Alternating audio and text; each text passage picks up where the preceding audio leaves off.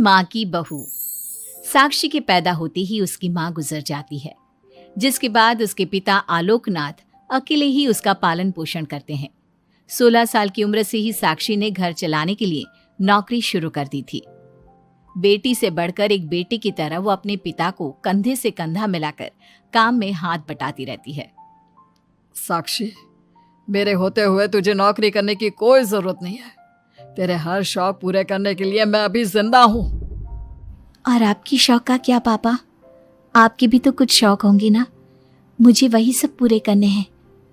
मेरे शौक का क्या बेटा, मैं तो बूढ़ा हो चुका हूँ। मेरे शौक तो तेरी माँ के साथ ही कब के मर चुके हैं।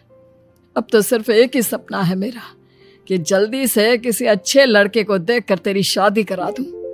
क्या पापा, आपकी हर बात मेरी शादी पर आकर ही क्यों अटक जाती है? अगर मैं चली गई तो आपका ख्याल कौन रखेगा?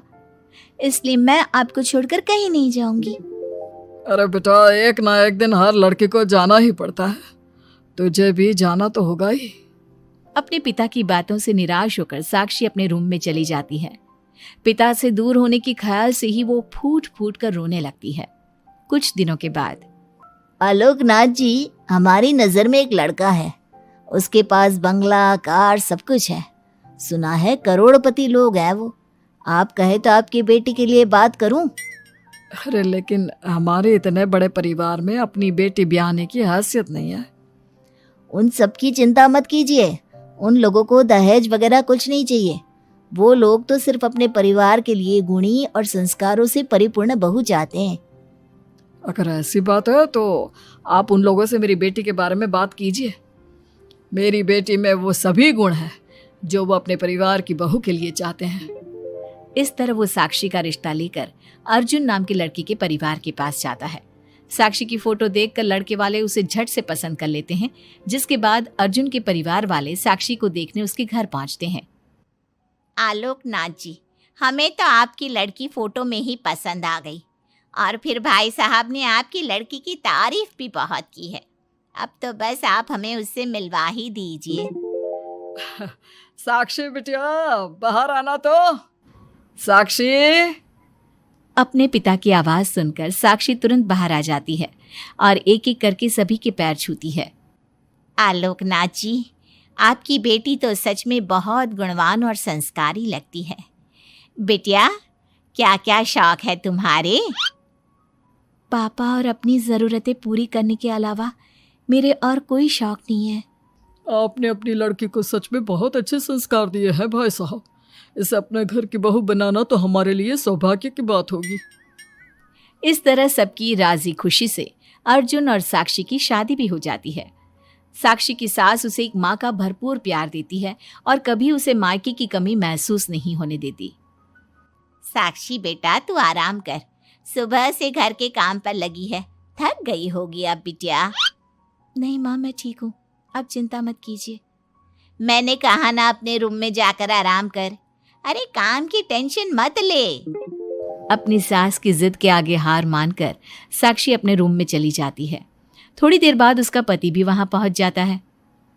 साक्षी, तुमने मेरी रेड कलर की फाइल देखी क्या? जी नहीं, मैंने तो आपकी कोई फाइल नहीं देखी। साक्षी, तुमसे मेरी एक फाइल तक नहीं संभाली जाती। 1000 बार बोला है तुमसे कि मेरे सामान को हाथ मत लगाया करो। मेरी सुनती ही कहाँ हो तुम? माँ ने बहुत सर पर चढ़ा रखा है तुम्हें। अर्जुन के इतना कहते ही साक्षी रोने लगती है। साक्षी के रोने की आवाज सुनकर उसकी सास वहां पर आ जाती है। साक्षी बेटा, क्यों रो रही है? इस नालायक ने कुछ किया है क्या? साक्षी अपनी सास मीना को सारी बात बताती है। क्यों? गधे, अपनी फाइल का खुद तो ध्यान रखता नहीं और बहू को ताने देता है। माँ, अब तो रहने ही दो। आपको हर समय अपनी बहू ही सही लगती है। सही लगती नहीं, सही है मेरी बहू। माँ समझाइए ना इन्हें, ये हर समय मुझ पर गुस्सा करते रहते हैं। खबरदार अर्जुन, जो आज के बाद तूने मेरी बहू के साथ ऐसा बर्ताव किया तो मुझसे बुरा कोई नहीं होगा। अपनी माँ की डांट सुनकर अर्जुन वहां से चला जाता है। बहू, अगर दोबारा ये तुम्हें ऐसा कुछ कहे तो तुम मुझे आकर फौरन बोल देना। मैं हमेशा तुम्हारे साथ खड़ी रहूंगी बेटा। माँ, आप सच में बहुत अच्छी हो। मुझे बचपन से लेकर आज तक कभी एक माँ का प्यार नहीं मिला, लेकिन जब से आप मुझे मिली हैं तब से मुझे माँ की कमी कभी महसूस नहीं हुई। अरे पगली, मैं भी तो तेरी माँ ही हूँ, और मेरे होते हुए अब तुझे कभी अपनी माँ की कमी महसूस नहीं होगी। एक दिन, साक्षी अब मैं तंग आ चुका हूँ तुमसे। भगवान के लिए मुझसे दूर रहा करो। अब मुझे ना चिढ़ होने लगी है तुमसे। अर्जुन, ये क्या तरीका है अपनी पत्नी से बात करने का? माँ प्लीज, आप रोज रोज इसकी पैरवी करने मत आया कीजिए। अरे क्या हुआ, सुबह सुबह तमाशा क्यों लगा रखा है? पापा आपको पता है, इस साक्षी की वजह से मेरा लैपटॉप खराब हो गया है। ऑफिस का पूरा डाटा इसी में था, और देखिए ना, इसने उसमें चाय गिरा दी। अब मैं अपने बॉस को क्या जवाब दूंगा? माँ मेरा यकीन कीजिए, मैंने जानबूझकर चाय नहीं गिराई। मैं तो इन्हें दे रही थी चाय, लेकिन इन्होंने ही ठीक से नहीं पकड़ी। अच्छा, तब इसमें भी मेरी ही गलती है। वाह साक्षी वाह। अर्जुन, तू बहू पर इतना क्यों भड़क रहा है? अब जो हो गया सो हो गया। सुन लेना ऑफिस में थोड़ी सी डांट। अब अपनी बीवी के लिए इतना तो कर ही सकता है ना तू। मैं आपके लिए दूसरा लैपटॉप ले आऊंगी, आप परेशान मत होइए। कोई जरूरत नहीं है उसकी, मैं खुद ले लूंगा। मेहरबानी करके अब मेरे सामान से दूर रहना। इतना कहकर अर्जुन वहां से चला जाता है, जिसके बाद साक्षी फूट फूट कर रोने लगती है। चुप हो जा बेटा, उसकी बातों का बुरा मत माना कर।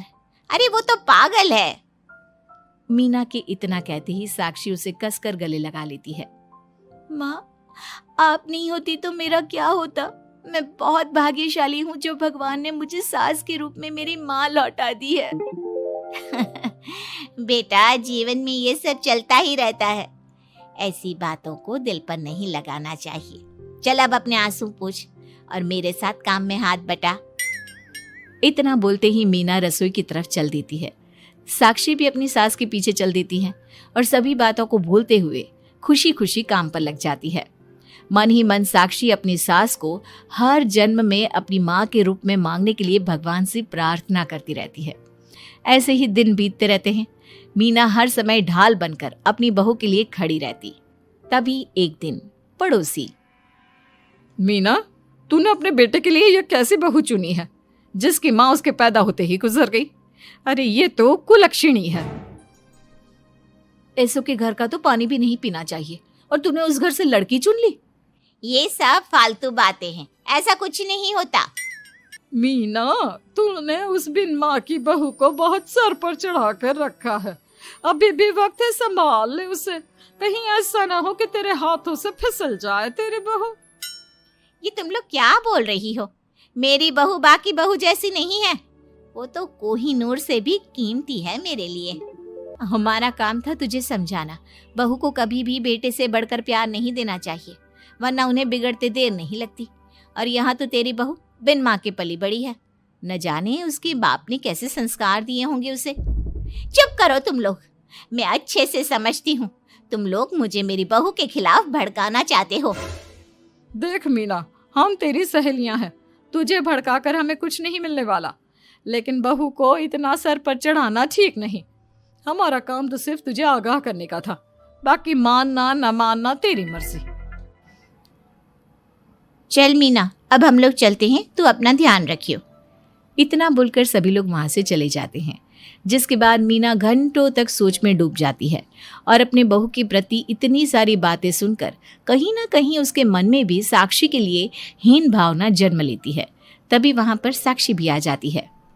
माँ जी, ये लीजिए चाय। रख दे और जा।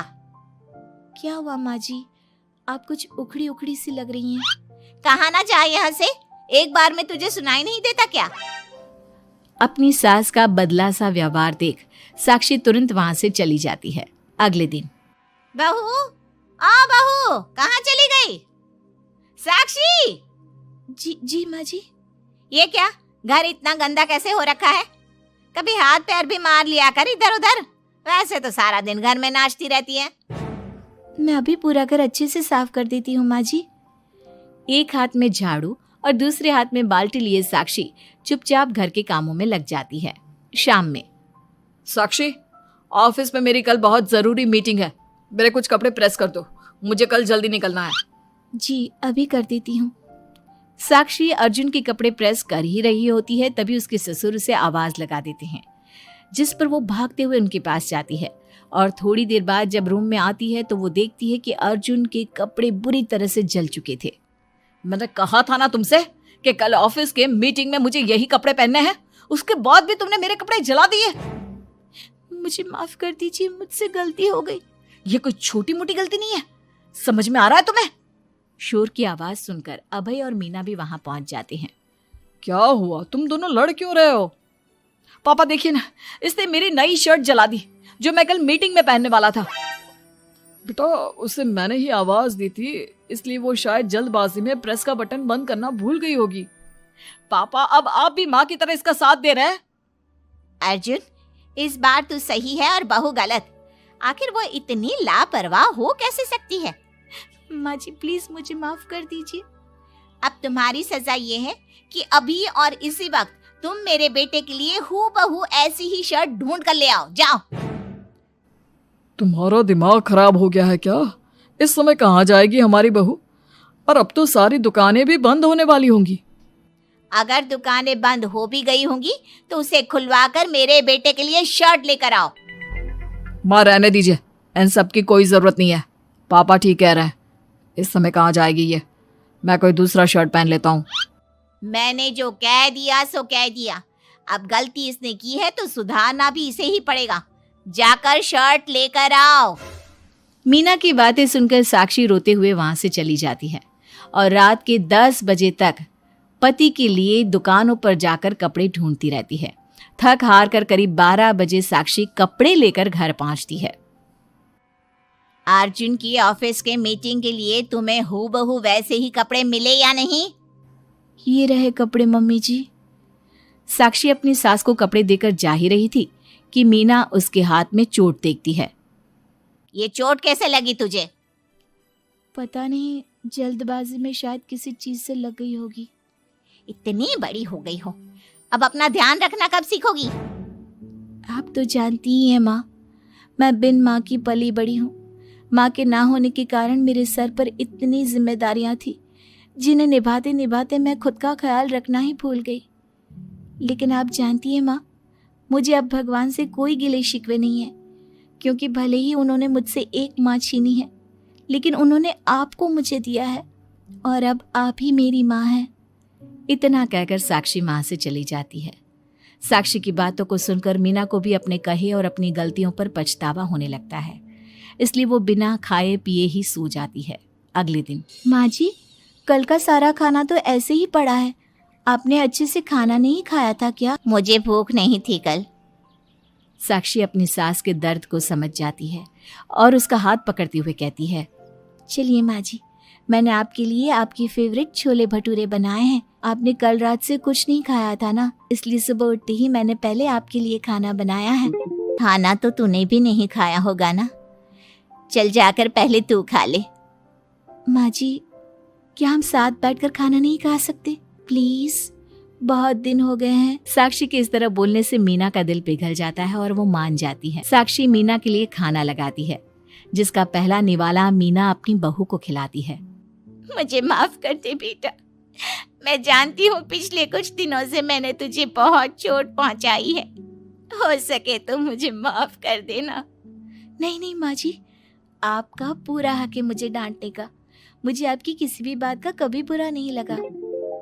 अपनी सहेलियों की बातों में आकर मैंने अपने दिल में तेरे लिए नफरत पाल ली थी, लेकिन कल जब तुझे रोते बिलखते देखा तो मेरी ममता फिर से लौट आई। मुझे माफ कर दे बेटा, मैं एक अच्छी सास नहीं बन सकी। किसने कहा आपसे कि आप अच्छी सास नहीं हैं? आप तो वर्ल्ड की बेस्ट सास हो, और सच कहूं उससे भी बढ़कर बेस्ट बेस्ट बेस्ट बेस्ट मेरी माँ हो आप। इतना कहकर साक्षी अपनी सास को गले लगा लेती है और उसके बाद दोनों पहले की ही तरह हंसी खुशी साथ रहने